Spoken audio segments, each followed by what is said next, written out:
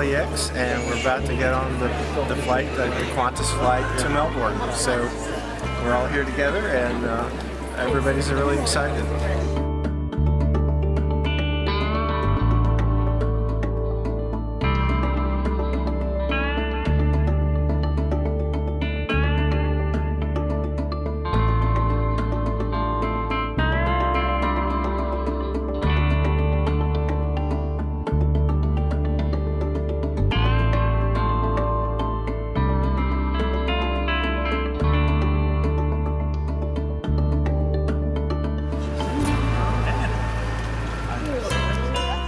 Administration in education today has become a much more complex job. The administrator has to provide the teachers with competencies that are constantly changing, skills that are constantly evolving. And the administrator, in essence, is the person that has to go out, get the resources, and bring them into the school and bring them into the classroom so the teacher has the most effective practices and methods and equipment at their disposal. If we're going to meet the needs and the challenges of educating youngsters today, then we have to be creative, and our thinking has to be divergent. And one of the ways to spark that is to give people opportunities to see more than what's in their own backyard, not just in the United States, but abroad. Australia is really interesting from an American perspective in that it is a state-driven education system, and they have only 8 states and territories compared to our 50. But in many ways, the conversation here is very timely. They've had a conversation for the last 3 or 4 years about national curriculum, and they've had a big conversation about the role of technology in education to really kind of reimagine learning. The Rudd government, when they ran for election 2.5 years ago, ran on a campaign for a digital education revolution. This is a place that you could see transparency, new data systems, a great push in technology, a new national curriculum trying to emerge, all in one place.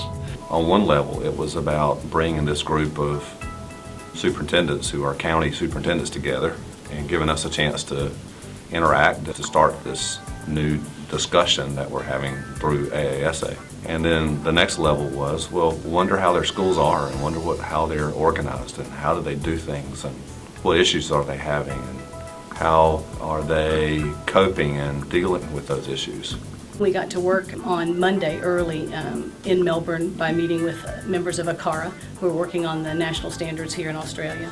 We also met with a representative from AITSL, who is similar to what I would think of as an Education Professional Standards Board in the States. And they're looking at requirements for perhaps a principal certification, which hasn't existed here in Australia. We've had coercive federalism, we've had collaborative federalism, and we've got now a tilt at cooperative federalism.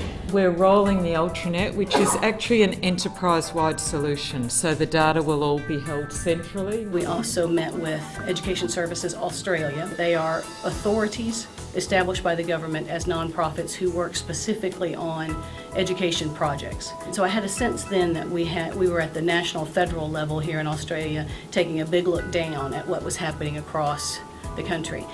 4-year-old kindergarten it's not a universal service, but we're trying to make it a universal service. I think the issue is more that the early childhood sector is highly fragmented.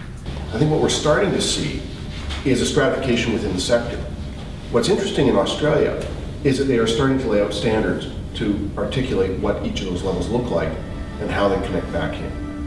I've noticed, like in the States, it seems to be a lot of carrot and stick approach with maybe the last 10 years, a lot more stick. Here it's more of a collaborative. We want to do what's best for the Australian children. We want to get them prepared, but we want to do it in a collaborative, cooperative method where if things fail, we go back to the drawing board and readdress them. They take 2 to 3 weeks off on a quarterly basis, but they go 40 weeks of school, 200 days. And I would love to see that in our school district. They're trying to make sure that they, number one, individualize instruction for all their kids.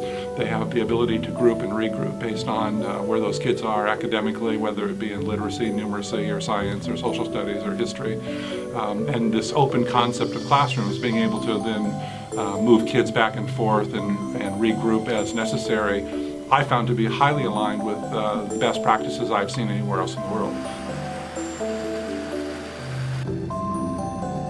We took a flight to Canberra. We were just in the capital for about a day, but everybody's highlight of Canberra was to get to see the kangaroos. But the most important part of the visit, of course, was to be at Parliament House and to see the structure of the bicameral system here in Australia and to see where the Prime Minister works when she's in the ACT. The Australian government has really recently introduced the My School website to house a range of common data across Australia. At lunch that day, we were hosted by some tertiary people, which for us would be post-secondary, higher ed. And so we found out a little bit more about the institutes of technology, similar to our community colleges, and about the university system here. Specifically, the work that's being done there, again, in technology, it seems to be pervasive. After Canberra, we took another domestic flight and came to Sydney and immediately went to work in Sydney, meeting a variety of different people here, again with a group from ACARA who's in this area looking at national standards, because they've broadened the term in curriculum to include content and achievement standards, and not just the kind of content standards that we've been looking at in the national standards in the States. There is nothing better than learning from each other, is there? And we've benefited so much from the interactions we've had both locally but internationally, and we have a very strong relationship through the work of COSNS. I'm very familiar. I was really impressed with the diocesan folks that we met down here in Sydney and the work that the Catholic Church is doing. Clearly, they have taken the traditional reputation of the Catholic Church and said, we are going to change that paradigm. And I think it was the quality and forcefulness of the leadership to say, this is what's best for our children and we're going to move in that direction. According to the folks I talked to, there probably are no independent schools in Australia that are not funded by the government, very different from the United States. We do, as a country and as a world, need to start saying, what's best for the kids. And so having these kind of conversations of what are the policies that enable that transformation is so important. I enjoyed sharing with them. I enjoyed sharing things about our educational system, but most of all, I enjoyed learning more and more about theirs. I've got several things that I feel comfortable taking back. We've been able to learn from each other, even though we're half a world away, learning from each other about the things that we're all doing in America to try to educate our kids to the highest level possible. Can I give you a takeaway right now? And the answer is not really, because it's not as simple as plug it in, flip the switch, aha, there it is. It's, for me, a process. It's very three-dimensional, and it'll come through later. I found it exciting. I found the theories of action that I've believed in, that I know work. I found that we are all using the same kind of researchers, and we're trying to do the same things. Engage, engage, engage, and reimagine possibilities for our kids.